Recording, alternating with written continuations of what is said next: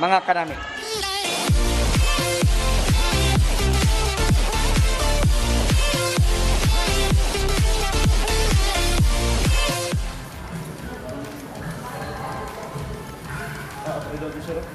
Yan na bre, dara. Dito magi. Hello, kamusta? May hapon, kamusta? Oh, kamusta? Ako dakote, odon ta, gamayon tang bill. Odon ta. Yatag lang di kay ano ang bill. Oh, good afternoon. Hi, good afternoon. Hello. Welcome to our office. Yeah. Yan ang office namin. Yan, masipag yan. Si Gingging yan. Yan, ito naman sila masisipag sa lahat. Yan. Yan si Sharon Guneta. Ito si Ami Austria. Ito si Nonoy. Ito si Ma'am Yoli. Si Sina. Yan. Start na kita session. So, masesyon na kita. This is the time to work for our November 24 session. So, our counselors now are ready. Dito na sila. Yan, nagachika-chika muna. Ayan sila. Ayan si counselor. Good afternoon, counselor. Hi. May hapon. May hapon. Okay. Hi, may hapon. Hello, sir. Ito si Ma'am Tess, ang ating secretary. So yan, all-star cast. Nandito na ang cast ng ating sanggunian. So hindi na tayo paligoy-ligoy pa. Ladies and gentlemen, maayong hapon sa tanan. We will start our session for today. Okay, ready na tayo? Are we ready? Oh, ready na daw. Di ba? Okay. So, good afternoon everyone. Our session now is called to order. Our invocation is to be led by Honorable Antonio Abi. Let us pray. Lord, as we gather today at this session, we ask that you will be in our midst. Help us to make decision and will be blessing to you. Help us to be able to discuss the matter and hand in a reasonable way, and to be willing to give up giving way. God, let decision be productive and as will be the case in all areas of our life. Help us to keep you at the forefront of mind, and as we the work said before us. Amen. Amen. Father, Son, Holy Spirit.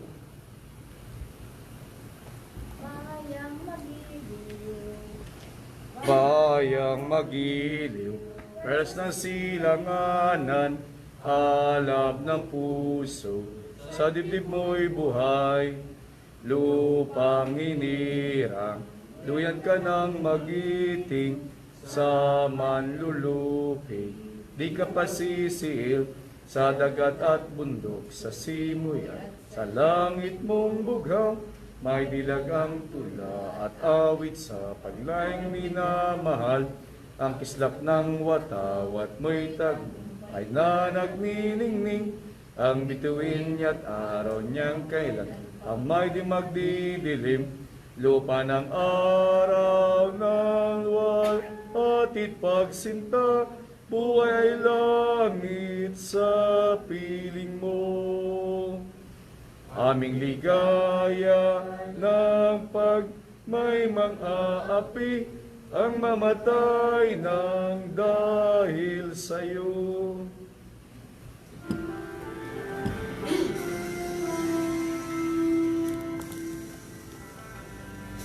Kami anak ng South Cotabato, Taglayang iisang dugo ng Pilipino, iba't ibang tribong pinanggalingan diyan lang, magtaguyod ng matibay na mamamayan.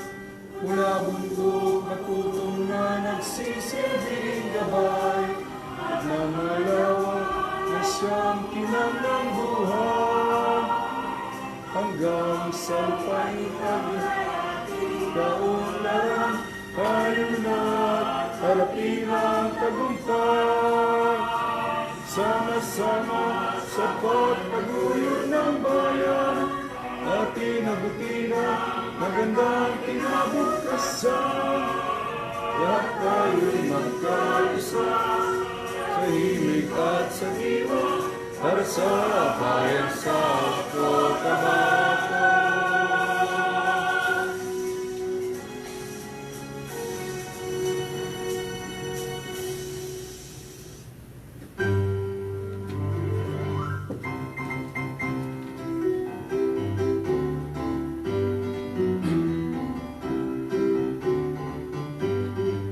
Koronadal ang lungsod naming mahal, aakit-akit ang ganda mong taglay, mga lambak mo at kabundukan, sadyang sagana sa kayamanan, iba't ibang ngiti ang lahing Pilipino, umanat na kandungan, nagkatipon dito, ang daming kapatiran, magkakaisa, likis na pinagtibay, sa lupang pinagpalang, tanyag ka sa kapayapaan, taglay mo ang karangalan, luwarag ka sa pag-unlad, pag-asa ka naming lahat. Ikaw ang tanging lungsod na pinagpalaan ng may kapal, kaming handog, lakas at buhay, Koronadal naming mahal. Hanggang ka sa kapayapaan, taglay mo ang karangalan, luwarag ka sa pag-unlad, pag-asa ka naming lahat. Ikaw ang tanging lungsod na pinagpalaan may kapal, kaming handog, lakas at buhay, Koronadal naming mahal. Kaming handog, lakas at buhay, Koronadal naming mahal.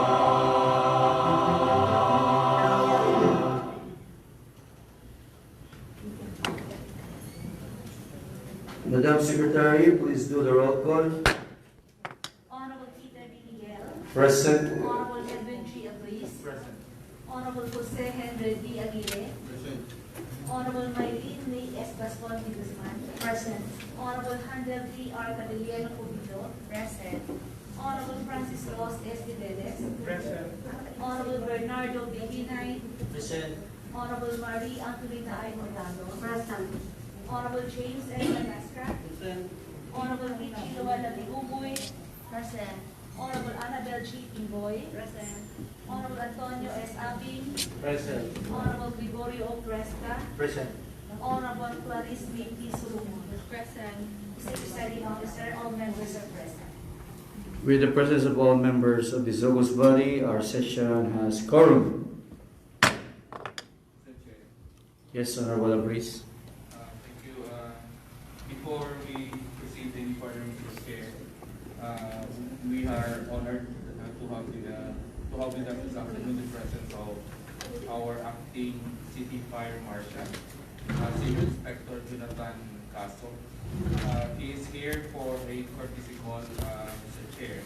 Therefore, I move that we insert in today's order of business a time for us to meet with Senior Inspector Jonathan Caso, probably after the first meeting. I so move, Mr. Chair. Any objection? There having none, motion is approved.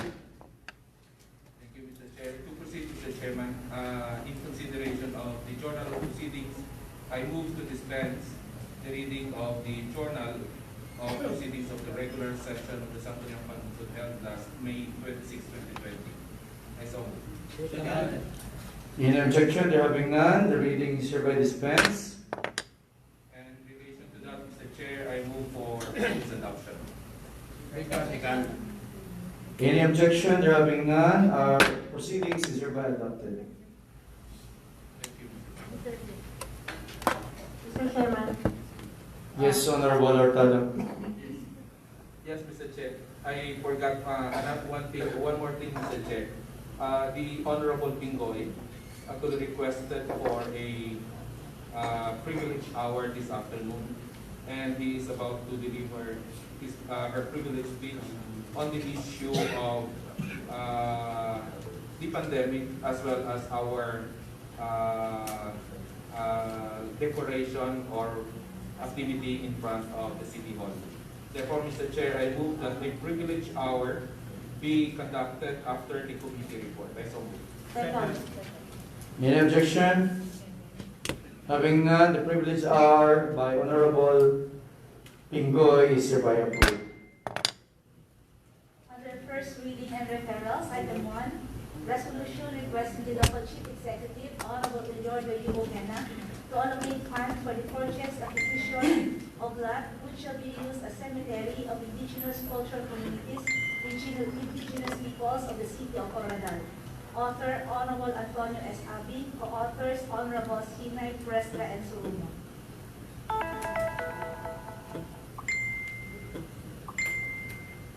Mr. Chair, Yes, Honorable Abris. I move that it be referred to the Committee on Indigenous People. Second. Any objection? There having none, this item is referred to Indigenous Peoples Concern Committee. Under communications. Mr. Chair, we now come to the time where we have to meet with our acting city fire marshal. I therefore move to suspend our rules to allow our guests to join us this afternoon. Second. Any objection? There having none, session is suspended. No, Mr. Chairman. I mean, Rules are. rules are suspended.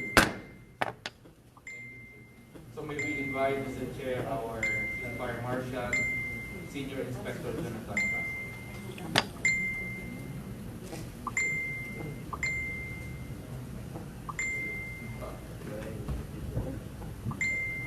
Mr. Chair, I think Sir Inspector Jonathan Gaso would like to address this body.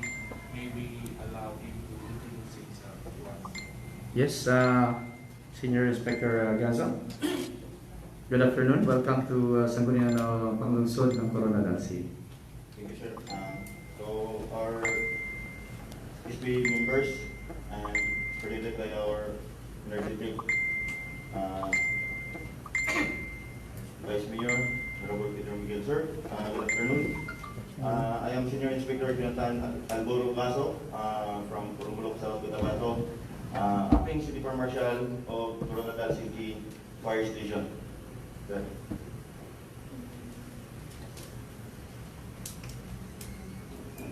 So, Mr. Chair, Yes, we Honorable, are please. actually glad that Senior Inspector Gaso came to us for a courtesy visit because I think you actually took over the position as City Fire Marshal last September.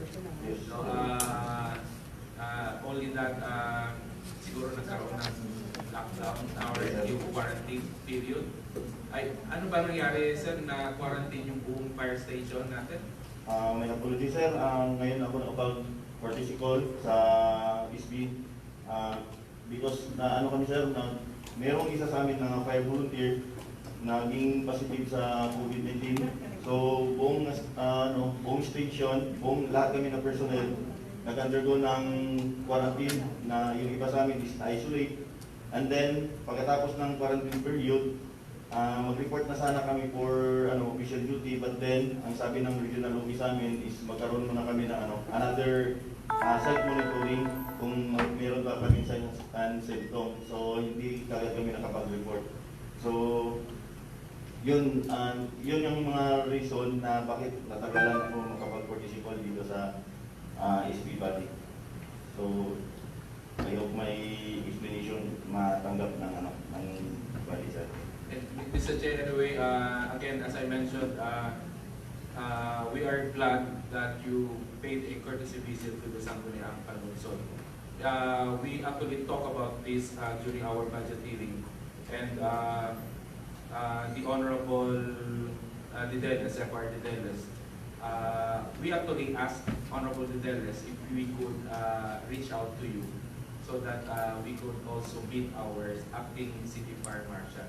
And thank you for coming, and you are welcome in the City of Koronadal, sir. Sir Gaso, kamusta? How so far? How's our station so far? Okay man? As of now, sir, okay lang naman, sir. Bali, ang station namin, sir, nalipat na from public market, sir. Nilipat kami sa old PNP. That's good. So, doon na kami ngayon, sir, sa old PNP, sir. Old City Police Station. Old City Police Station, sir. So, That's good. yung PNP, sir, lumipat doon sa may barak, sir. Kami yung, nag-occupy ng, Sa sentro. Yes, sir. Nami. That's good. And so far, anything na matulong namin sa station? Baka may kailangan sa amin. We're very much willing to help our fire city station. Thank you, sir. Sa ngayon, sir, yung hindi ko na kasi naabutan yung budget goal, sir, for 2021. So, then na-review ko yung proposal ng former City Fire Marshal. So, nakita ko na medyo mababa. So, sabi ko, sir, kung kasi, sir, parang hindi kami makagalaw talaga, sir, sir. Yung vision ko, sir, yung vision ko na ang Koronadal City is, medyo, tayo, sir, maging active po talaga tayo, tapos yung budget namin is medyo mababa talaga, sir. So, parang sabi ko, hindi ako makagalaw ng full force. Ng full vision mo. Yes, sir. So, we'll try our SP to materialize your vision. Yes, sir. So, dagdagan din na natin kung kaya. Yes, sir. Nandiyan naman ang finance officer natin. Finance committee. So, we'll look into that. Seriously, of course, it's nice to hear that you have this vision, being fire marshal. Really, I believe in that. Any leader will really have their own way, their own style, their own programs, their own projects that they are envisioning as part of their legacy as a leader of a certain area, and that's in your case, the leader of our fire station. It's very good to hear that you have your own concrete plans, you know what to do, and of course, you know what you need. So that's good hearing those issues. Probably we can talk it over, mag-handle tayo doon kung ano pa magagawa natin. Our SP is very much flexible naman pagdating sa dire need ng ating mga agencies. Thank you, sir. Okay, so yes, any other from the floor? Honorable Agasca? Good afternoon, sir. What year you graduated from the academy? Yes, sir. I graduated in sa Philippine National Police Academy. Bachelor of Science in Public Safety, year 2007, sir. Then after sa PNPA, I took my master's degree sa MSU, Masters in Public Administration and Human Resource Management. You are a major now, major. Senior Inspector, sir, Captain. Okay. May concern about sa ating electrical permits, sir, no? Mga installation ng mga electrical sa mga bahay. Yes, sir. So, before kasi strict masyado si Kuan, no? I'm not mentioning the name. Yes, sir. No? In applying the electrical permit. No? Ayaw niya ng temporary na, halimbawa yung isang bahay, gawa sa indigenous materials. Yes, sir. So, inaalam mo rin ba na bigyan na sila ng permits? Sa ngayon, sir, hindi, sir. Kasi yung temporary electrical connection, sir, is intended only doon sa may nagpapagawa ng building. So kung meron kang proposed na structure, sir, doon na natin i-grant yung temporary electrical permit. Pag yung sa mga indigenous sir, ang kailangan natin doon is electrical connection permit. So magkaiba yung temporary electrical connection sa electrical connection natin sir para sa indigenous. Pero ano pa rin sila? Bigyan nyo pa rin ng permit. Inaalaw naman natin sir na magkaroon sir, provided na nabawa sir, yung nagkukulik din tayo ng payment sa kanila sir, yung sa 15% natin na na regulatory fees ng city government, o minsan sir yung nag-average sila sa 240, or ano pa sir, kung mas sir, kung 240 lang, diretso kami doon sa sir sa 500 kasi nasa 5 foot sir, RA 9514 na minimum tayo ng 500 pesos sir. Okay, no problem sa payment na kasi yung akin, last kasi nahirapan yung mga gusto magpag-member ng show sa Sukutay Kuhan because hindi po na-allow nung dati na yung permit. Kaya ba may bahay ka, tapos pang-inspection sabihin nila, hindi pwede kasi gamitin mo na yung structure mo para magkaroon ka lang ng kontador. Yes sir. Pero ang case kasi ng iba, talagang doon sila titira talaga. Yes sir. So dapat medyo legit lang po tayo sa pagbibigay ng permit kasi magkaroon po ng kuryente isang bahay is malaking bagay na po sa isang pamilya. Yes sir. So yun lang po akin. Yes sir. Ina-allow naman natin sir, provided yung minsan sir, pinapasubmit natin sila ng affidavit of undertaking na yung electrical connection sir is provide para lang talaga doon sa yung bahay na yun sir na ina-applyan nila at hindi sila magpo-construct ng panibagong structure. Yes. Sige po. Thank you. Kasi maliwanag. So that would be all probably. Salamat talaga sir. I will again welcome to our city. Thank you sir. Thank you, sir, for in behalf of the members of the committee as well as the Sanggunian. We really appreciate you coming over to our session. Thank you sir. So, Mr. Chair, I think we have to dispense with our discourse. Yes. And I hope that we restore our rules so that we can proceed. Any objection? There having none, rules are restored. Mr. Chair, move for a short recess so that we could have a picture taking with our inspector. Short recess. Picture time.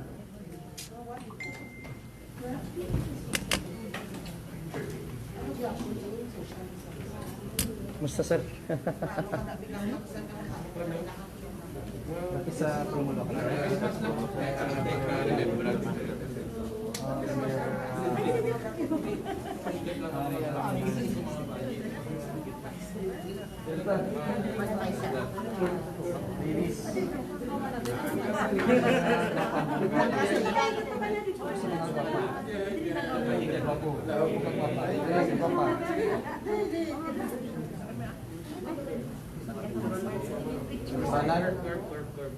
Huwag na mag-smile ha, kaya ang wrinkles sa may mata makita. No smile. Dilat lang mata para wala wrinkle. Okay. Walking. Ayos. Okay, jump. 1, 2, 3, jump. Yes, sir. Welcome, welcome.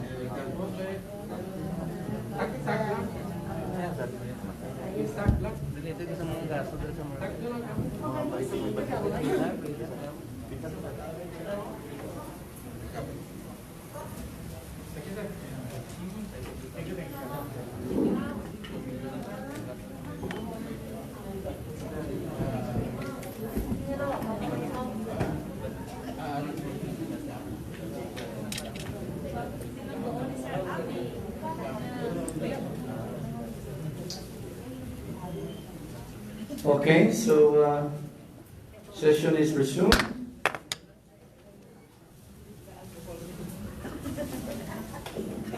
Madam Secretary. Under Communications and Information, item 1, from Emma D. Antinorio, MBA, City Budget Officer, addressed to the Honorable Peter D. Miguel, the Vice Mayor, and honorable members of Sangguniang Lungsod, through the Sangguniang Secretary, Letter dated November 16, 2020, transmitting for review appropriation ordinance number 2, series of 2020, supplemental budget number 2, CY 2020 of Barangay Mabini, City of Koronadal, in the amount of 47,653 pesos and 45 centavos. This item is referred to the Committee on Finance. Item 2 from Honorable Luz D. Castillo, Punong Barangay, Barangay Magsaysay, address to the City Vice Mayor, Presiding Officer, and all members of Southern Panungsod. Letter dated November 17, 2020, submitting Barangay Ordinance Number 1, Series of 2020, an ordinance declaring every October of each year as the Bloodletting Day of Barangay Magsaysay, City of Koronadal, and providing funds thereof.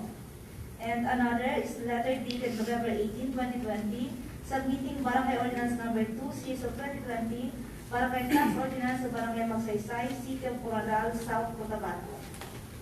This item is referred to the Committee on Barangay Affairs. Item 3 from the City Mayor, addressed to the City Vice Mayor and all members of Sangguniang Panungsod.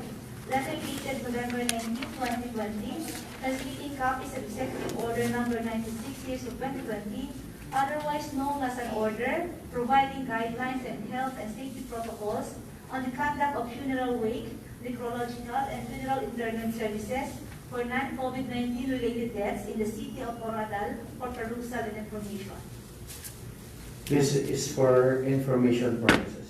Another letter dated November 20, 2020, transmitting copies of Executive Order Number 97, Series of 2020, entitled an Executive Order authorizing the temporary foreclosure of two-lane portion of the Pedro Street, particularly fronting the JSB Architectural Design and Construction Services construction site at Purok Portugal, Barangay Jiracahuino, Santos, from 7 p.m. of November 20 to 2 a.m. of November 21, 2020 for perusal and information.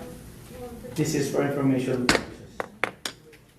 Next is the privilege speech of the Honorable Annabel Chin. That will come later, after the committee report. So let's have the committee report. Item 1, Committee on Transportation, Energy Conservation and Communication. Item 1.1, Petition for Renewal of The seal, Honorable Francis Ross de Davis. To our presiding officer, Vice Mayor Peter B. Miguel, to my esteemed colleague, good afternoon. This is a committee report of Committee on Transportation, Energy Conservation, and Communication. Subject, petitions for renewal of MTOP of 66 applicants, petition for transfer of MTOP of 9 applicants, and petition for unit substitution of 12 applicants. Findings and observations. Number 1, on October, Thank you. in October 13, 2020, 87 petitions were forwarded to the Sangguniang Panungsod for action. That is 66 for renewal of MTOP, 9 for transfer of MTOP, and 12 for unit substitution. The Committee on Transportation conducted a franchise hearing last November 19, 2020, whereby all 87 petitioners were present on the said date and their respective units inspected.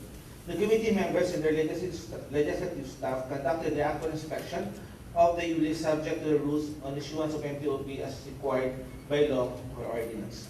Number 4, upon inspection, all 87 passed with breakdown of result of the actual inspection conducted as follows. Under renewal, 66, transfer of franchise, 9, unit substitution, 12, with a total of 87.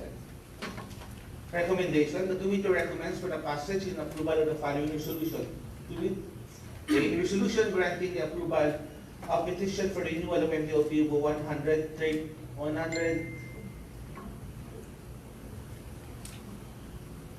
resolution granting the approval of petitions for renewal of 66 applicants. Resolution granting the approval of petition for transfer of MTOP of 9 applicants. And resolution granting the approval of petitions for unit substitution of 12 applicants.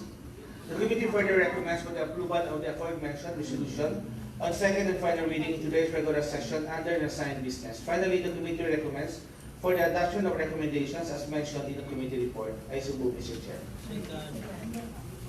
Any objection? There having none, motion is approved. Thank you so much, Honorable de Davis. Committee on Housing and Land Use. Let us hear Honorable Edwin Ruiz. Thank you, Mr. Chairman. Members of this August body, good afternoon to everyone. This is a committee report coming from the Committee on Housing and Land Use.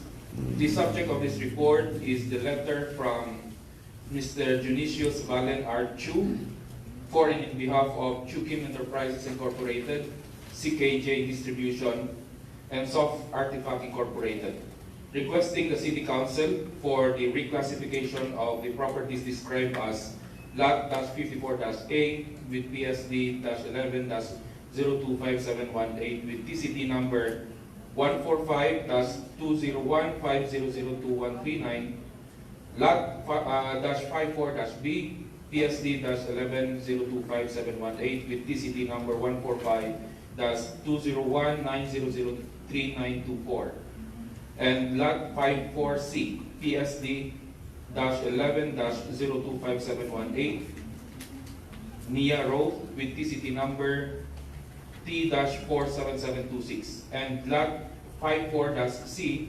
PSD-11-025718 with TCT number 145-20150033332 from a residential zone into a commercial zone.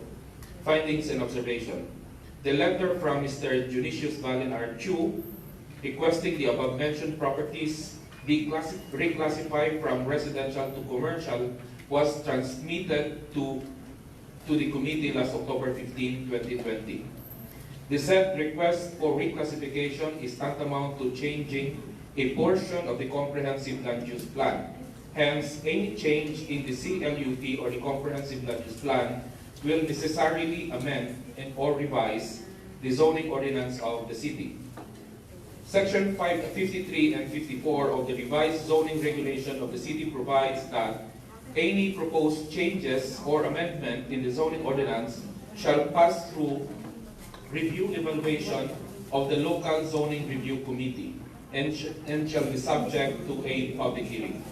The LCRC is attached to the City Development Council as a subcommittee, and for purposes of this request for reclassification by Mr. Chu, and in the light of the ongoing transaction with SM Prime Holdings, who is willing to acquire the said properties provided that the said properties be reclassified as a commercial lot, the local chief executive shall first convene the LCRC as provided for in Section 52 of the zoning ordinance of the city to review and evaluate the said request of Mr. Chu. Recommendation of the committee. The committee unanimously and favorably recommends to the Sangguniang Panunsod that the request of Mr. Junicius Valen R. Chu be endorsed to the Executive Department through the Office of the City Mayor and the City Planning and Development Office for appropriate action. Further, that a copy of this report be furnished to the City Mayor's Office and the City Planning and Development Office. I move, Mr. Chair, for the adoption of this report. Any objection? There having none, motion is... Mr. Chair, Yes, Honorable Aguirre. just query, Mr. Chair, where is that lot, Mr. Chair? So, the lot mentioned on the request, Mr. Chair, is the lot in front of the Ala Valley Hospital, beside Lagoon property, which is formerly owned by the Hurtado family. Mr. Chairman. Yes, Honorable President. Mr. Chair, this is only a query, Mr. Chair. What is the reason why these 4 lots owned by Valen R. Chu want to reclassify from residential to commercial zone, Mr. Chairman? As Mr. Chair, as mentioned in the report, there is an ongoing transaction with SM Prime Holdings between the family and SM. SM Prime Holdings is willing to acquire the said property with the condition that the said lots be reclassified from a residential zone into a commercial zone. Thank you, Mr. Chair. Yes, Honorable Gasca. Query lang, Mr. Chair. The two the lots of the Chupim and the lot of the Bautista, no, they are parallel in area. I'm correct? They are actually adjacent lots. Adjacent? Yes.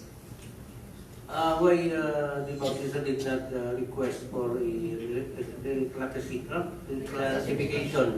of the land? There is a pending request from the Bautista family for reclassification, but they address the reclassification to the executive department. Only that the property of Mr. Chu through Mr. Valid, Judicious Valid Chu requested separately to the Sangguniang Panunsod. I want to be clarified. No, that is the request of the SM Holdings. That is a condition of SM Prime Holdings that before they purchase the property, it should be reclassified into a commercial zone. So, di maging precedent yan to the other lots within the General Santos Drive? Well, reclassification is allowed by law, and for as long as it will undergo the process. Okay. That is why it is a requirement that a public consultation or public hearing will be done before any reclassification can be done. Thank you, Mr. Chair. Any other? Honorable Aguirre? Another query, Mr. Chair. Ano ba ang tama talaga, Mr. Chair? If we reclassify our lots, saan ba unahin? Sa SP ba o sa Mayor's Office?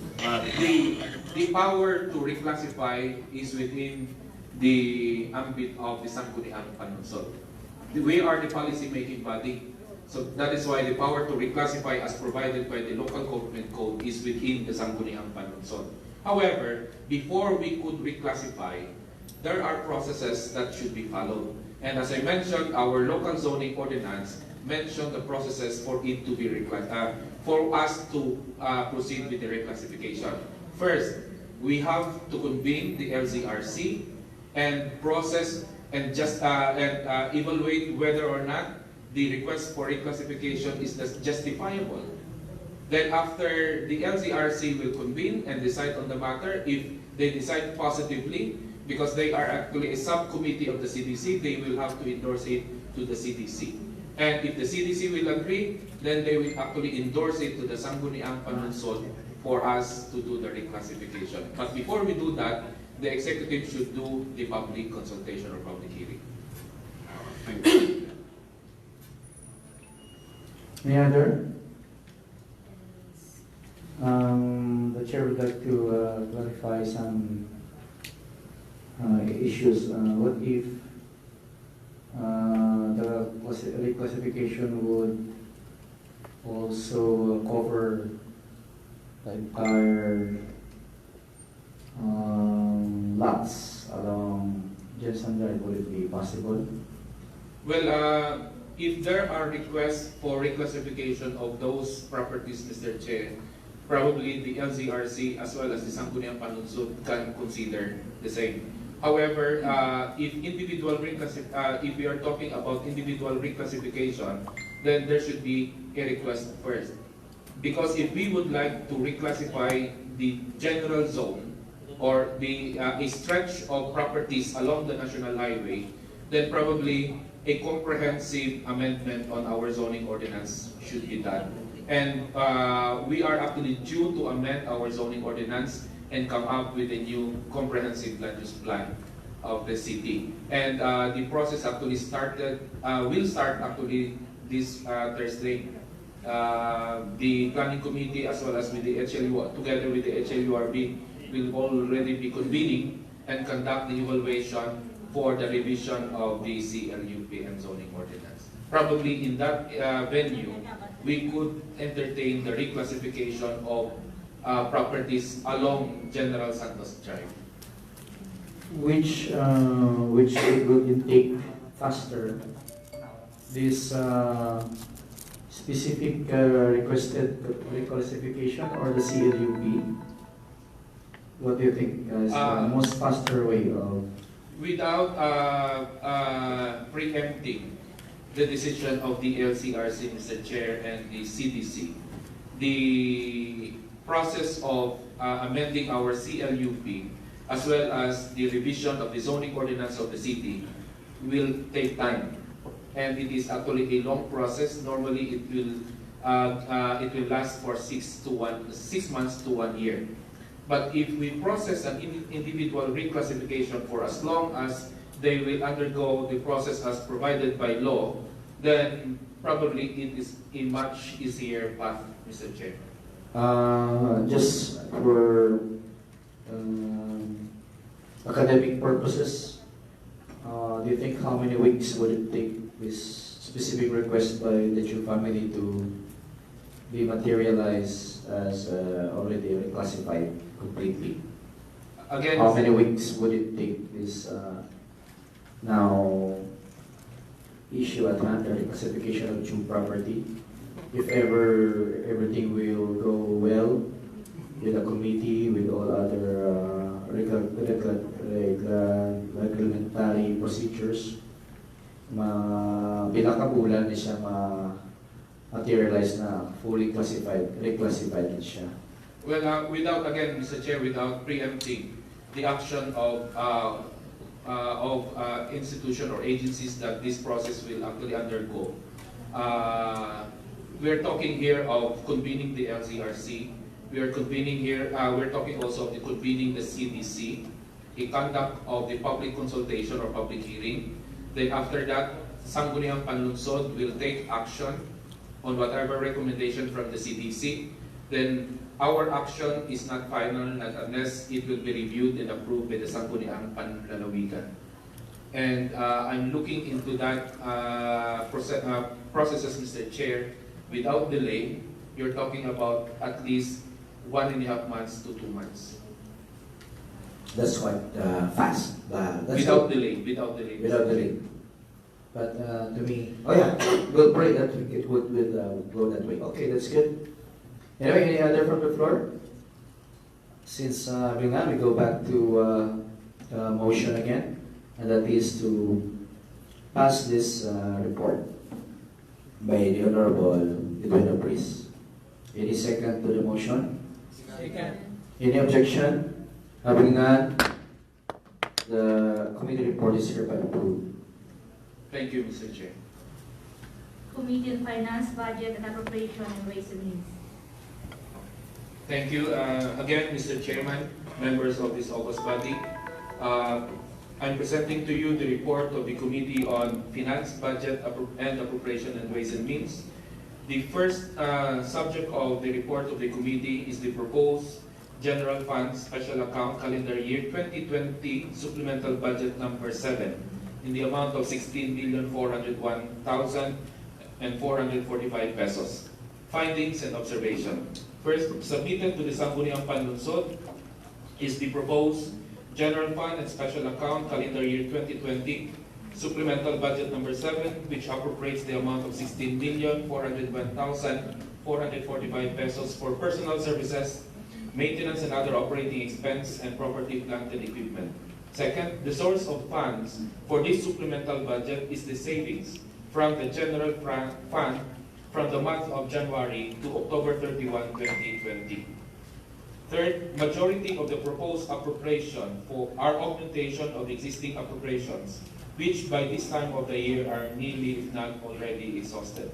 Number four, notably also, a bigger portion of this proposed supplemental budget is for the provision of the funds for the grant of the milestone anniversary bonus, which was authorized by the Praise Ordinance in the amount of 10,000 pesos each for each qualified regular and casual employees, which totals to 5,090,000 pesos.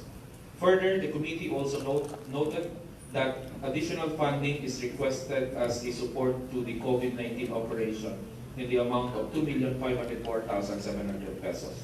Recommendation of the committee. The committee favorably and unanimously recommends to the Sangguniang Panlunsod for the approval of the General Fund and Special Account Calendar Year 2020 Supplemental Budget Number 7 in the amount of 16,401,445 pesos. Further, it is recommended that the proposed supplemental budget number 7 be calendared for second and final reading in the same session it will be reported. The committee finally recommends for the adoption of this report. I so move, Mr. Chair. Any objection? There having none, the committee report is hereby adopted. Thank you, Mr. Chair. To proceed, Mr. Chair, another report from the Committee on Finance, Budget and Appropriation and Ways and Means. The subject of this report is the Executive Budget, Annual Budget, General Fund, Calendar Year 2021, in the amount of 1,086,442,808 pesos. Findings and observation. First, the executive budget for calendar year 2021 amounting to 1,086,442,808 pesos will be sourced out from the following projected income of the city.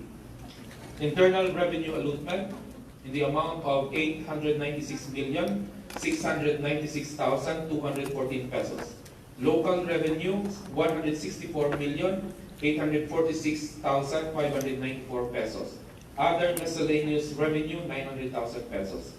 From the economic enterprises 24 million pesos for a total of 1,086,442,808 pesos.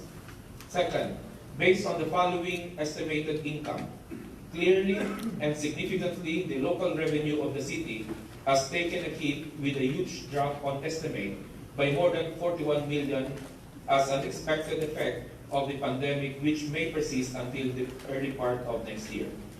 Third, as well as the estimated income of the local economic enterprises of the city was downgraded by 6 million pesos on a year-on-year estimate, which can still be attributed to the ongoing pandemic, at the same time the continuing holdout by the Yellow Bus line.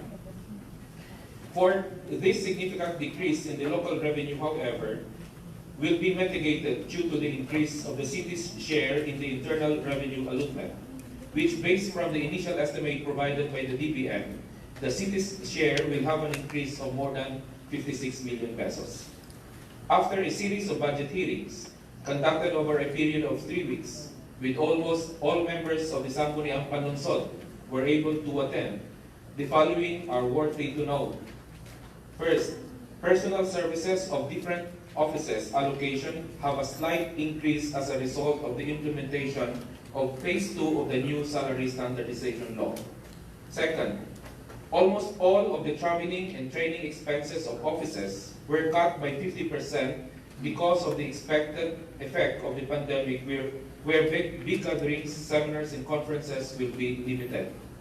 Third, due to the different factors affecting the operation of the city local economic enterprises, which consequently affect also their income, their operational costs will be partially subsidized.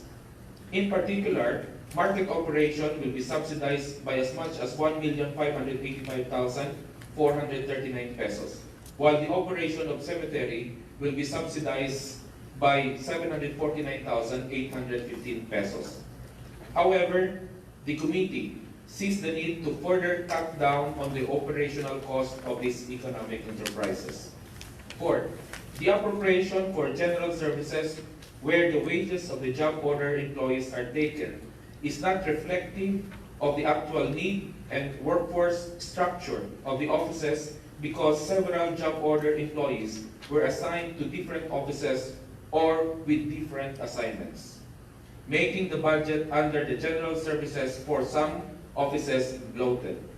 At the same time, supervision of these job order employees become problematic. Hence, it is recommended that appropriation for general services of the different offices will be adjusted so that the wages of the job order employees assigned to other offices will also be transferred to that particular office. Further, it is recommended that the job order employees covered by the appropriation of a particular office will only be assigned on that particular office. Transfer of job order employees to different offices not covered by their appropriation shall be prohibited.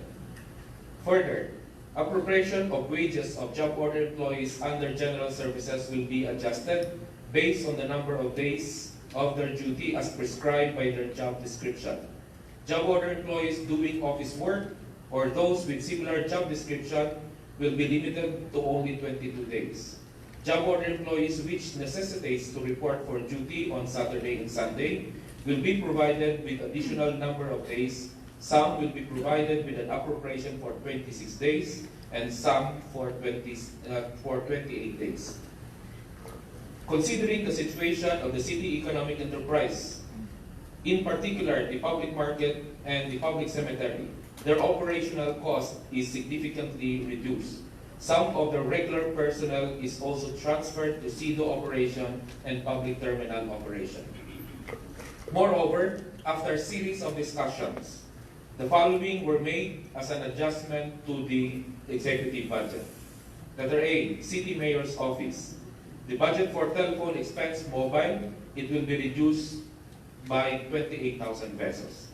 The budget for general services, it will be reduced by 1,155,283 pesos. The budget for other MOE, assistance to Purok in situ presidents, it will be disapproved in the amount of 2,100,000 pesos. The budget for service award for three-termer barangay officials, it will be disapproved in the amount of 200,000 pesos. The budget for hunger and poverty alleviation program, it will be disapproved in the amount of 1 million pesos. The financial assistance to PTA officers, it will be disapproved in the amount of 400,000 pesos.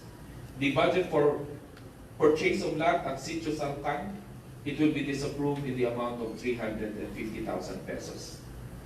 B, Barangay Development Program. The budget for other general services, it will be reduced by 131,495 pesos. Letter C, Community Affairs. The budget for fuel, oil, lubricant expense, it will be reduced by 500,000 pesos. Letter D, Educational Assistance for elementary and high school. The budget for FOOE, other supplies and materials, purchase of tablets, it will be disapproved in the amount of 1 million pesos. Letter E, Assistance to Traffic Operation. The budget for general services, it will be reduced by 1,491,453 pesos. Letter F, Subsidy to Local Economic Enterprise. Operation of market, it will be reduced, MOE will be reduced by 353,600 pesos. Second, the budget for MOE of operation of cemetery will also be reduced by 115,000 pesos. Assistance to city fire protection, the budget for general services will be reduced by 106,532 pesos. Good that Mr. Inspector Gaso is not around. Letter H, assistance to COMELEC. The budget for general services will be reduced by 106,530 pesos. Letter I, Barangay Secretariat. The budget for dangal ng barangay will be disapproved by 1 million pesos. The City Vice Mayor's Office. Sorry, but the internet subscription will also be disapproved, 24,000 pesos. Because we have actually provisions already for the fourth floor. And for City Human Resource Management Office, the budget for ISCO, Educational Assistance to College Students, it will be disapproved by 1 million pesos. Updating for City Charter Manual, it will be reduced by 120,000 pesos. Letter L, Local Civil Registrar's Office, the budget for repair, furniture, and fixtures, it will be disapproved by 30,000 pesos. The City General Services Office, the budget for general services, it will be reduced by 561,053 pesos. The budget for the purchase of chandelier, it will be reduced by 500,000 pesos. The budget for City Legal Office, for other MOE, rent expense, it will be disapproved by 35,000 pesos. Letter O, maintenance of parks and plazas. The budget for general services, it will be reduced by 158,150 pesos. Letter P, City Social Welfare and Development Office. The budget for other MOE, field health coverage, it will be disapproved by 4 million pesos. Letter C, WIPS, the budget for general services will be reduced by 8,000 pesos. The budget for general services for CHIPS will be reduced also by 47,704 pesos. Letter Q, City Agriculture Office, the budget for general services, it will be reduced by 232,775 pesos. Letter R, City Veterinary Office, the budget for general services will be reduced by 107,672 pesos. For City Environment and Natural Resource Office, the budget for land care will be disapproved by 200,000 pesos. Letter T, City Engineer's Office, the budget for general services will be reduced by 52,488 pesos. Letter U, Motor Pool, the budget for general services will be reduced by 148,532 pesos. For CIDO, the budget for other MOE, development plan of Motor Pool will be disapproved by 150,000 pesos.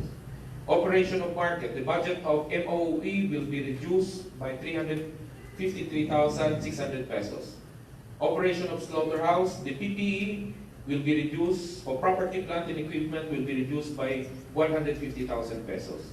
The operation of terminal, the budget for general services will be reduced by 622,337 pesos. And operation of cemetery, the budget for their MOOE will be reduced by as much as 115,000 pesos. The City Tourism Office, the budget for their other MOE honorarium will be reduced by 90,000 pesos. For a total adjustment on the executive budget out of the cuts and disapproval is 18,744,204 pesos. And as concurred by the Executive Department during the budget hearing, the following items will also be adjusted by supplementing the proposed appropriation, some of which are mandatory obligation of the city. And as follows. Letter A, CMO, MOE, welfare goods, 1.5 million. City Mayor's Office, other MOE, incentive to DepEd, PNP, BGMP, Bureau of Fire, 6 million pesos. City Mayor's Office, other MOE, support to solo parent operation, 100,000 pesos. City Mayor's Office, other MOE, support to COVID-19 initiatives, 2 million pesos. Letter E, nutrition program, general services will be provided with additional fund of 12,874 pesos. The budget for nutrition under the item honorarium for CNOW will be added with 20,000 pesos.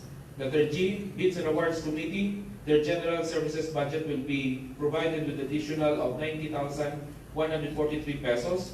Sports Development Program, general services will be provided with additional of 165,261 pesos. Barangay Secretariat, Legal Conference, 70,000 pesos. Licensing, General Services, 90,143 pesos. Vice Mayor's Office, PPE, Purchase of Motorcycle, 120,000 pesos. Sangguniang Panlunsod, PPE, Motorcycle, 200,000 pesos. IPMR, PPE, Motorcycle, 120,000 pesos. ABC, PPE, Motorcycle, 120,000 pesos. SK, PPE, Motorcycle, 120,000 pesos. SK, PPE, ICT Equipment or Laptop, 40,000 pesos. Civil Registrar's Office, General Services, 180,286 pesos. Civil Registrar's Office, PPE, ICT Equipment, 40,000 pesos. Budget Office, General Services, 180,286 pesos. Accounting Office, General Services, 360,571 pesos.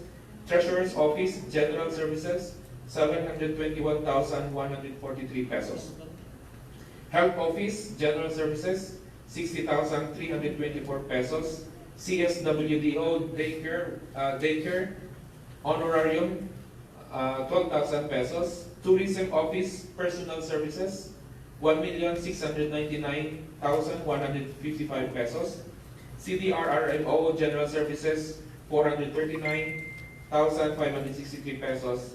And miscellaneous personal benefit, 4,202,455 pesos, for a total of 18,744,204 pesos. Recommendation of the committee. The committee unanimously recommends to the Sangguniang Panlunsod for the approval of an appropriation ordinance annual budget calendar year 2021 in the amount of 86,442,808 pesos, incorporating all the adjustments made by the committee as detailed above. The copy of the proposed appropriation ordinance were already distributed to the members of this august body. Furthermore, the committee recommends that the considering the importance and necessity of this legislative measure, the committee recommends to consider and deliberate on second reading the approval of the proposed appropriation ordinance annual budget calendar year 2021 in today's session. Finally, the committee recommends for the adoption of this committee report. I so move, Mr. Chairman. Main objection? There having none, motion is approved. The committee report is hereby adopted. Thank you, Mr. Chair. Next is the privilege speech by the Honorable Annabel Chipingo. Let us hear the Honorable Annabel G. Pingoy for her. 5-minute recess, Mr. Chair. As she's requesting 5-minute recess. Recess for 5 minutes.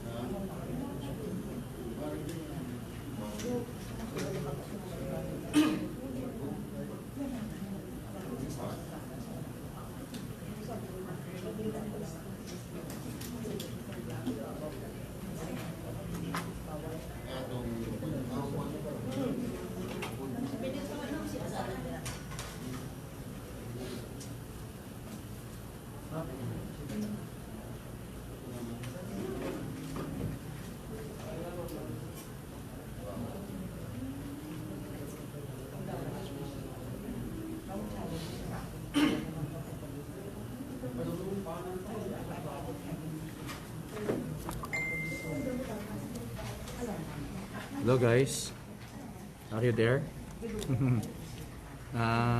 Recess pa because may privilege speech platonta mahambal si Councilor Annabel Pingoy.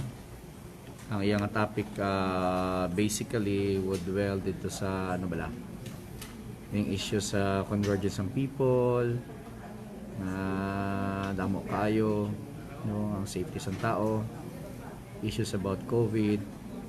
So, may mga initiatives no, sa mga ito ng gobyerno balanse sa risko sa COVID. So, Platon ta, ari na. So, let us hear the privilege hour by Honorable Annabel G. Pingoy.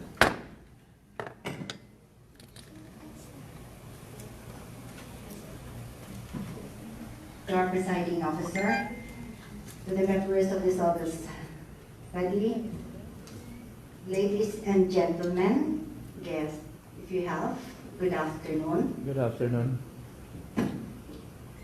Months into the global pandemic, we continue to see how family gatherings and trips to open public places are often responsible for spreading the virus, sometimes with fatal consequences.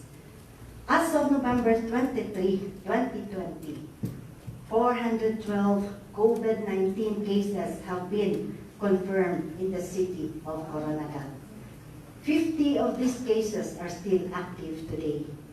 We have had 7 deaths so far. We already have sustained local transmission, and with that, we should be terrified. Come December 8, we will open the City Hall grounds to the public for the launching of Koronadal Christmas Village. We truly appreciate and commend the local LGU for being the beacon of hope by promoting the spirit of Christmas by opening the Koronadal Christmas Village for the Koronadaleños to enjoy. However, same with our experience from the past years, hordes of people flocked the City Hall grounds to witness the majestic lights and sounds. Even prior to the said launching, there were already several reports of a considerable number of people and small children visiting the area.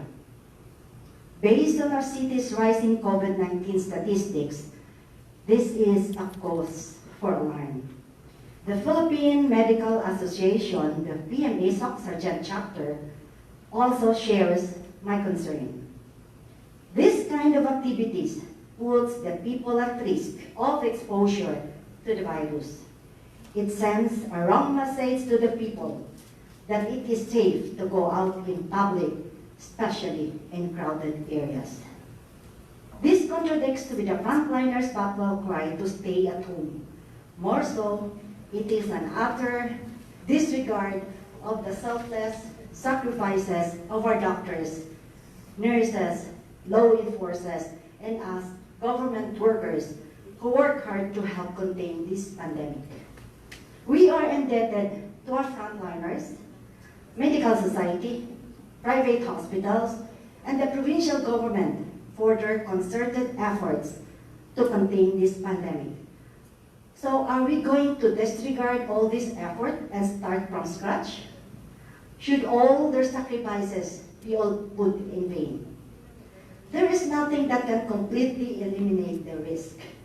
If people chose to celebrate the holidays by visiting sites, malls, and having gatherings, also there is nothing that can stop the Koronadaleños from visiting the Christmas village, especially those misinformed ones who downplay the seriousness of COVID. Furthermore, it seems there is nothing we can do at this stage about the structures outside, as it is now nearing completion. So what is left for us to do then? With this, I call the attention of the local chief executive, the Christmas Village Secretariat, and all other bodies concerned. Perhaps you need some reminding. Isn't it that there were ordinances and promulgations relative to COVID-19 prevention and containment that were set forth for stringent implementation? Let me refresh your memory. First, we have EO 94, placing Koronadal City on extended modified community quarantine from November 1 to 30, 2020. The EO stresses in Section 3, number 4, to read, all other government and private offices, entities are strongly encouraged to suspend mass gatherings or events and social gatherings where there is influx of participants or attendees. Isn't this type of event that is contrary to what is stipulated in the EO? Aren't we refuting our own words? Is this a classic case of follow what I say, not what I do? Next important point, in the IATF guidelines, those below 15 years and above 65 years old are required to remain in their houses at all times. Yet, we see children and elderly people who are most vulnerable roaming around the site. Should we just keep turning a blind eye? Lastly, we have Ordinance number 21 and number 8, both series of 2020, enacted requiring the mandatory wearing of face shield or visor and imposing penalties for its violation and for the mandatory wearing of face mask and reiteration on the strict observance and compliance with social distancing policy to stem the spread of COVID-19, respectively. How well did the LGU fare in implementing this? How many violators did we apprehend so far? Did this in any way contribute to any decrease in COVID cases in the city? It's time that we evaluate and weigh in on our courses of action. I don't want to say we did so poorly, but then again, We have an upcoming event that gives the people an opportunity to be potentially exposed. Are we up to the challenge it might bring?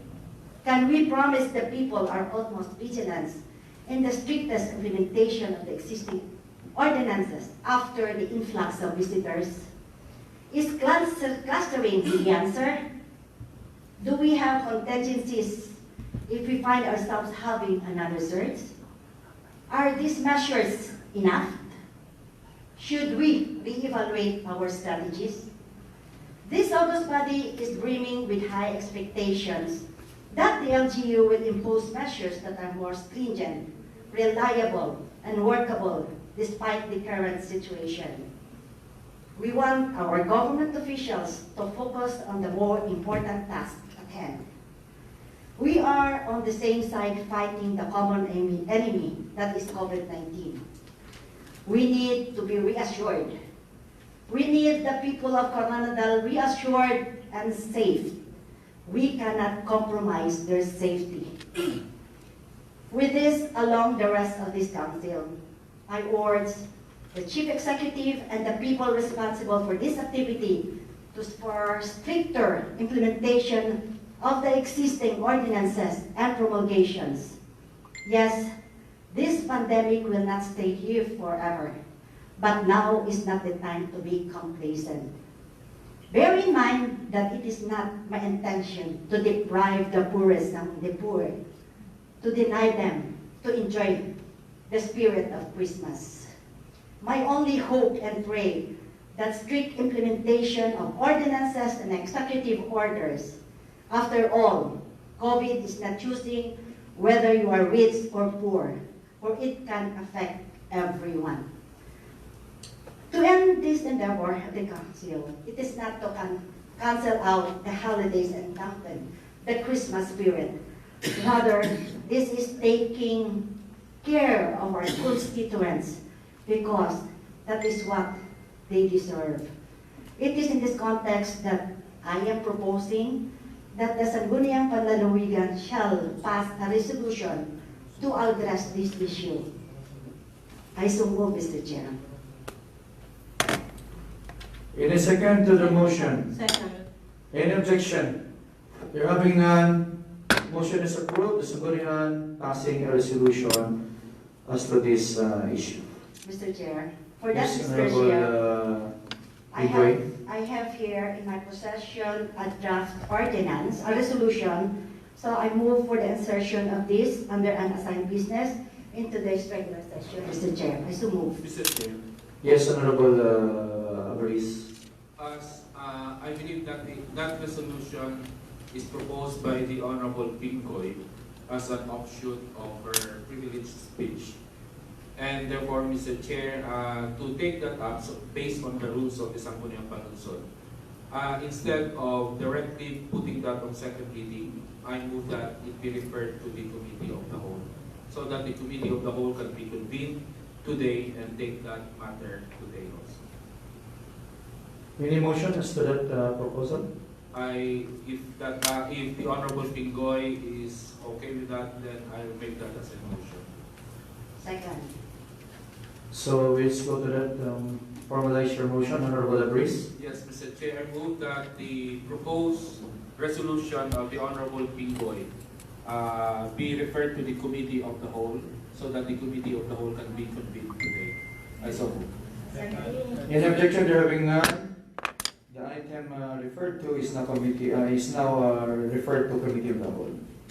I mean, yes, referred to Committee of the Whole. So that we could For proceed. yes, Honorable Abaris. So that we could proceed, Mr. Chair, before we come to the second reading stage, I move that the Committee of the Whole will be convened now. Any objection? There having none, Committee of the Whole is hereby convened.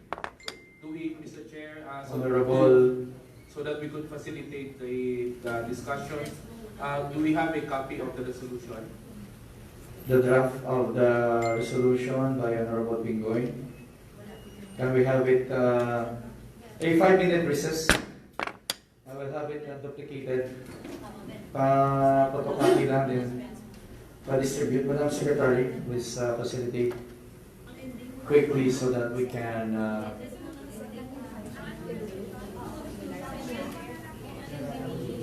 rent out lang for make it 16 para swerte. Para isang against the light.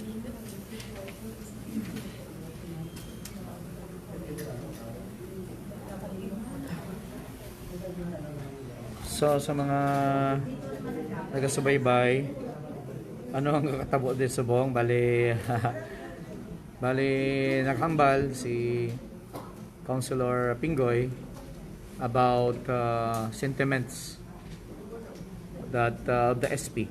Laro naman kay ang iyang ginhambal, no, about sa safety sa public, about sa wala sa ka-deprive sa livelihood sa mga pumuluyo naton, wala mo siya kapang hindi sa pag-enjoy sa Christmas.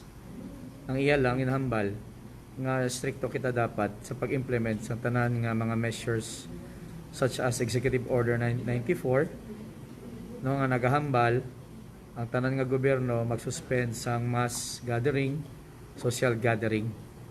So sa sina nga bahin nagkonforme ang tanan nga councilor nga mapagwa subong sang resolution sa sina nga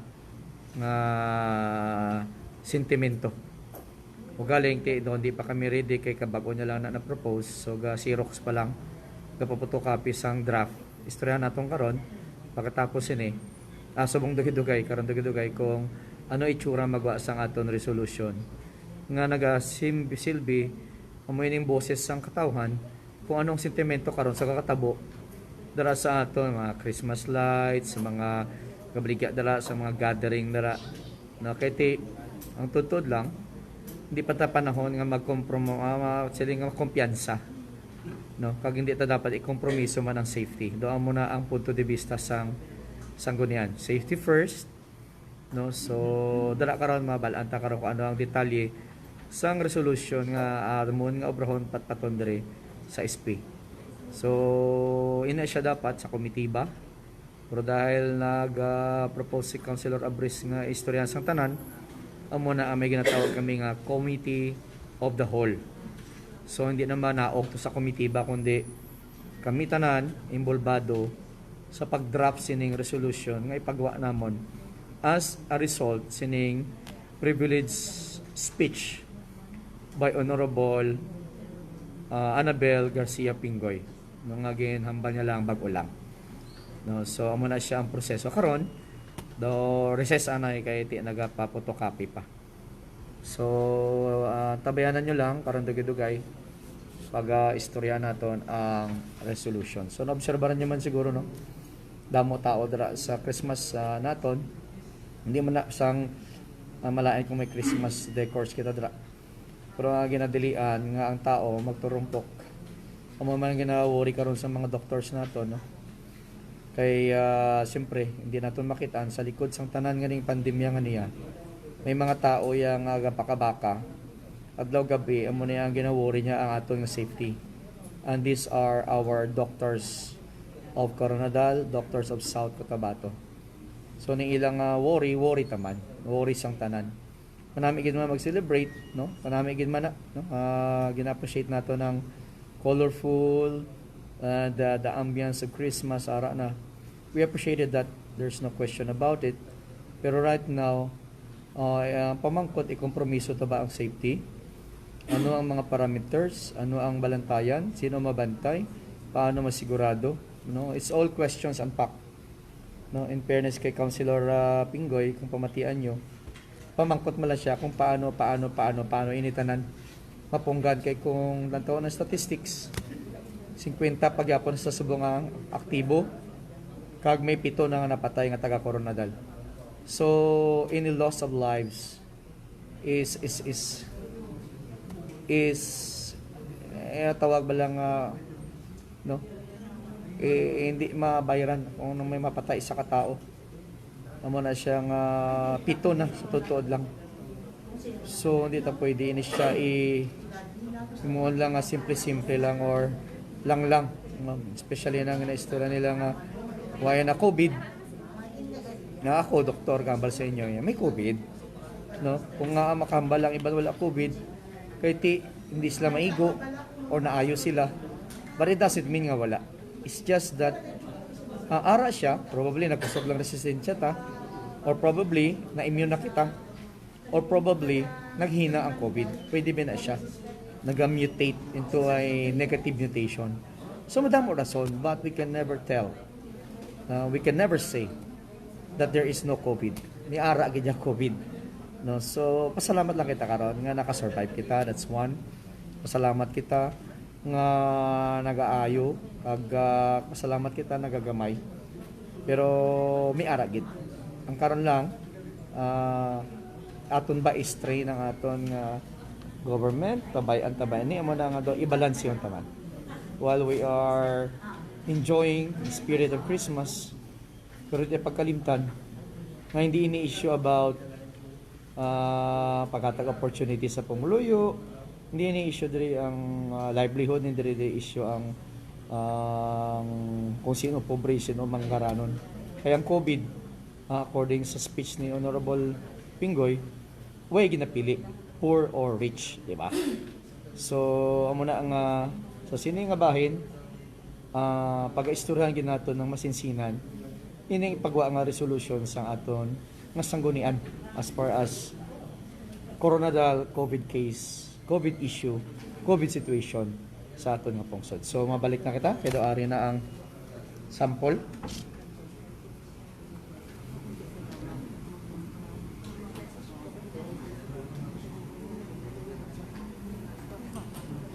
Isa lang?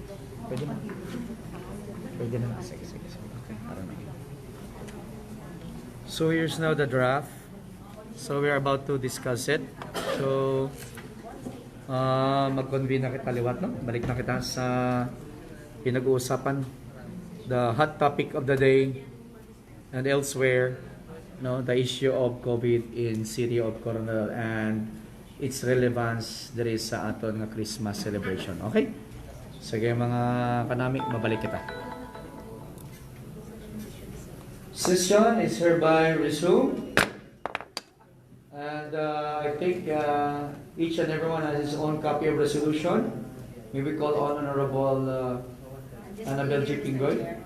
You prefer to stay in your table comfortably while we're drafting our resolution. Okay? Mr. Chair. Yes, Honorable Pingoy. As the Christmas season is nearing, syempre alat na, it's around the corner. Events to celebrate the holidays are expected, especially now that we are in the midst of the pandemic. We need some reprieve from the stress of our current situation. Of course, sa akong speech kanina, we can participate in such events without compromising our safety. That is why opening the Koronadal to the public is a cause for concern.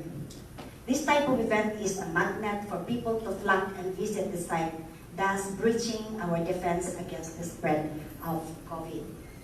It will be irresponsible also for us in this council if we will not do something to address this issue. Mr. Chair, and for that, Mr. Chair, I move to dispense with the reading of a resolution urging the local chief executive, Honorable Eduardo Yohana, to strictly implement the existing ordinances and promulgations inside the new City Hall grounds effective immediately to contain the spread of COVID-19. I so move, Mr. Chair. Second. Any objection? Anyway, that's dispensing with the reading. Okay. Since hearing the reading of is hereby dispensed. And for that, Mr. Chair, I move for its approval of the resolution urging the local chief executive, Honorable Eduardo Yohana, to strictly implement the existing ordinances and promulgations inside the new City Hall grounds, effective immediately to contain the spread of COVID-19. I so move, Mr. Chair, subject to form and style. Second. Yes. Under This is still committee of the whole. Yes. one comment, Mr. Chair. Yes, Honorable Lapris. This resolution, Mr. Chair, only talks about the strict implementation of existing ordinances and promulgation, in particular executive orders, no, and AITF rules inside the new City Hall grounds. Can we also include in the entire city of Koronadal? Because we've been complacent. No, we are lucky that we are actually on a plateau right now. The number of cases are on the plateau, but we are just probably lucky because as we can observe, now this is not actually to criticize anybody, but this is the reality, and probably this is a reminder to all people concerned, no? Especially the enforcers, the executive who is actually enforcing laws, as well as to the people of the city of Koronadal, that let us not be complacent. We are just lucky that the numbers are actually in plateau. But look at our behavior. All around the city, we can see people not wearing masks. All around the city, we can see people congregating. And now parties are beginning to convene. Parties are beginning to be celebrated.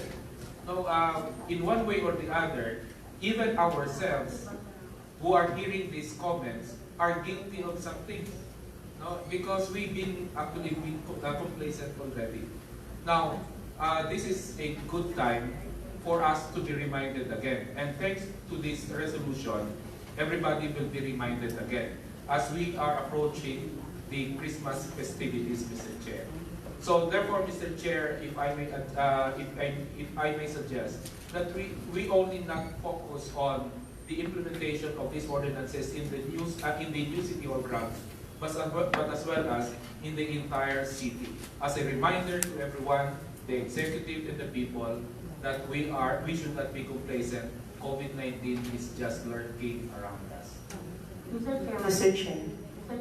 Honorable Hurtado. I share the sentiment of Honorable Lapris, and probably when it's happening for second reading, amendments can be introduced in the report. Mr. Chair, Honorable Lagoy. I also share the same opinion of my colleague, Mr. Chair, but I'd like to zero in on mga swimming pools, Mr. Chair, because I believe nag-umpisa naman sila subukan congregate sa mga swimming pool. So, mas accessible kung pwedeng tutukan ang mga patikuan, Mr. Chair. Kaya umpisa naman sila kapaligo, mga nagagawin ito. Resorts. Resorts, Mr. Chair. That's all, Mr. Chair. Mr. Chair. Honorable Presca. Another information, Mr. Chair. Our sabungan, Mr. Chair, daw balik na kay and municipality of Tupi, Mr. Chair. When I passed by, Mr. Chair, from Pulong-Mulo, nakita ko, Mr. Chair, na talagang yung sabong ay dyan na naman. Talagang, Mr. Chair. Hindi na sabong. Mr. Chairman. Yes, Honorable Hurtado. I think the observations of my colleagues are well noted, Mr. Chairman. That is precisely why I share the sentiment of the Honorable Priest to make this resolution the coverage is the entire city of Koronadal, so that all those places that there are congregations and where children, as advised by the IATF guidelines, are not permitted, and yet they can be seen around roaming. So, as I've mentioned, amendments can be introduced on second reading. Okay. In that case, Mr. Chair, I second the motion for the approval of this resolution subject to form and style. Any objection? We're having none. The resolution is hereby approved on our first reading. The second reading. No, this is still the committee of the whole.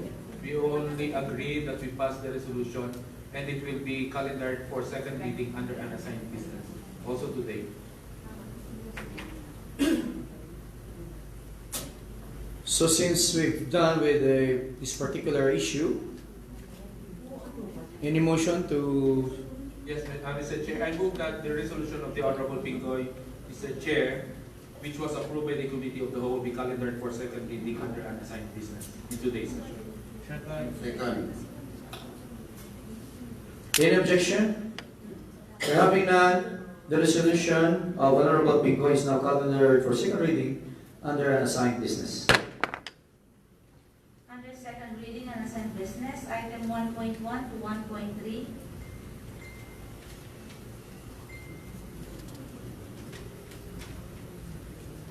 Honorable FR Francis Ross Didilis. To our presiding officer, Vice Mayor Peter Miguel, and to my esteemed colleague, this is a second reading on Committee on Transportation. This is a pro forma resolution without necessary on omnibus motion.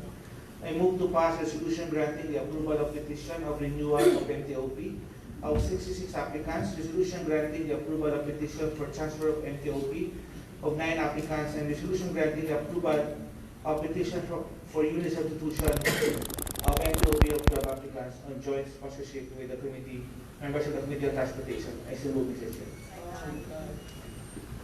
Any objection? There having none, motion is approved. Item 1.4, an ordinance authorizing the general fund special accounts to Koronadal budget number 7 in the amount of 60,401,445 pesos, covering various expenditures for the operation of the city government of Koronadal. Mr. Chair. Yes, please. Good afternoon to everyone. Jointly with the members of the Committee on Finance and with the rest of the members of this August body who were able also to attend the budget hearing of the Committee on Finance, I move for the approval of the General Fund and Special Account Calendar Year 2020 Supplemental Budget Number 7, which appropriates the amount of 16,401,445 pesos for personal services, maintenance and other operating expense, and property, plant, and equipment. I so move, Mr. Chair, jointly with the members of this August body. Any objection? There having none, motion is approved. On second and final reading, Mr. Chair. On second and final reading, Item it is approved. 1.1. Again, Mr. Chair, good afternoon. Jointly with the members of the Committee on Finance and together also with all the members of this August body who were also able to attend all the budget hearings that was conducted by the committee, I move for the approval of an ordinance authorizing the annual budget calendar year 2021 in the amount of 1,086,442,808 pesos, covering various expenditures for the operation of the city government of Koronadal and appropriating the necessary funds for the purpose. I so move, Mr. Chair. any objection? Having none, Before that, Mr. Chair, I yes. short amendment on the annual budget because the committee actually was able to discuss this and agreed on the issue, but it was missed out on in the preparation of the report, Mr. Chair. That under the street lighting program, Mr. Chair, street lighting program, there is an appropriation for one ICT equipment, Core i7 laptop, as well as one set computer, Core i7, in the amount of 80,000 and 80,000 for a total of 160,000. The committee actually discussed and agreed this together with the rest of the members of the council to disapprove this item. So this will be excluded, Mr. Chair. I therefore move, Mr. Chair, to disapprove the two items under the street lighting program. Second. Any objection? Having none, motion is approved. And as well as, Mr. Chair, agreed by all the members of this August body, together with the Committee on Finance, that under the Sangguniang Panunsod Support Service, the item 2 air conditioning unit will be added under the PPE in the total amount of 220,000 pesos. And this will be taken from the amount of 160,000 from the street lighting, and the remaining 60,000 will be taken from the miscellaneous personal benefit. I so move, Mr. Chair. Any objection? Having none, motion is approved. Therefore, Mr. Chair, having all those corrections, I move for the approval of this annual budget calendar year 2021. Any objection? Having none, motion is approved. second and final reading. For the second and final reading. Yes, thank you, Mr. Chair. Our lunch next session will be prepared. That's all the record, Mr. Chair, by Councilor Inay. For the record, lunch will be served next session with lechon. Next item. Item 1.6, the resolution urging the local chief executive honorable Koronadal to strictly implement the existing ordinances and promulgations inside the new city hall grounds, effectively immediately to contain the spread of COVID-19.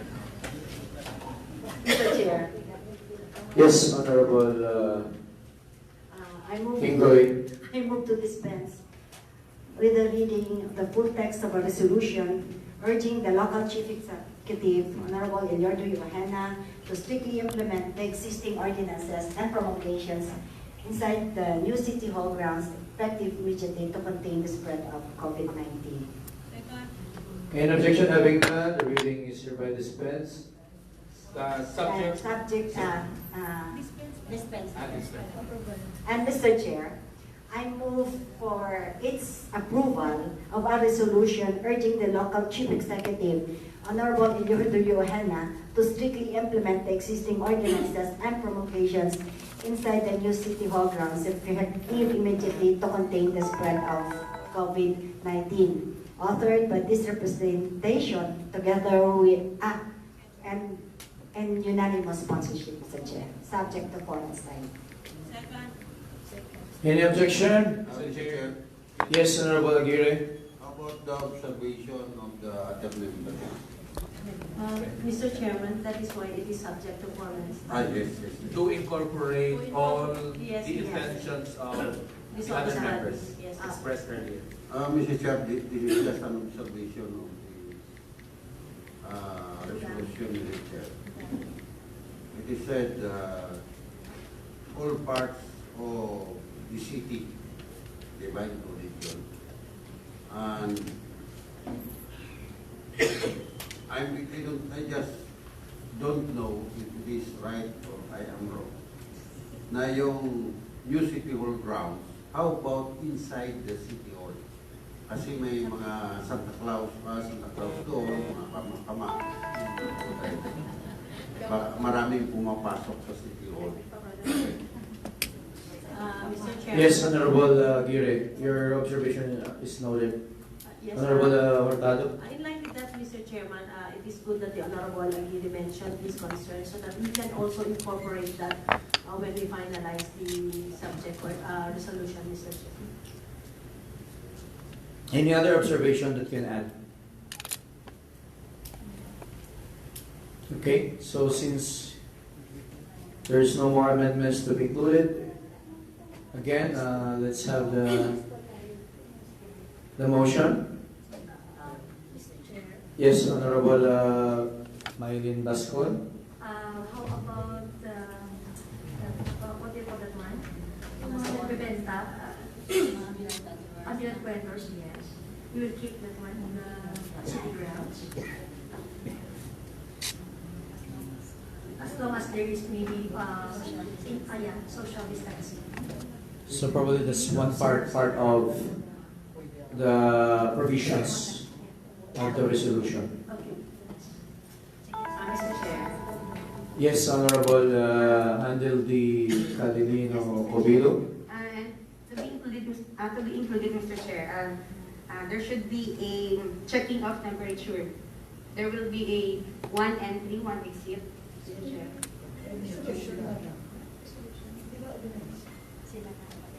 Well, anyway, Mr. A Chairman. resolution can also include specifics Mr. Chairman. as a recommendation. Honorable Hurtado. Anyway, all the observations are duly noted. That is why it is subject to formal style, so that it can be incorporated as the intention of this August body, Mr. Chair. Okay, any other? Any other observation that we think merit the inclusion in our resolution? So, okay, we'll go back to the motion. Since we exhausted already. Mr. Chair. Yes, Honorable Pingoy. For that, Mr. Chair, I have to reiterate my motion for its approval a resolution urging the local chief executive, Honorable Eliordo Uehana, to strictly implement the existing ordinances and promulgations inside the new City Hall grounds effective immediately to contain the spread of COVID-19 as amended, subject to form and style. Second. Any objection? Hearing none, the motion is approved. A resolution urging local chief executive to strictly implement existing ordinances to contain the spread of COVID virus is hereby approved. There being no other matters, Mr. Chair, I move for the adjournment. Any objection? There having none, session is hereby adjourned.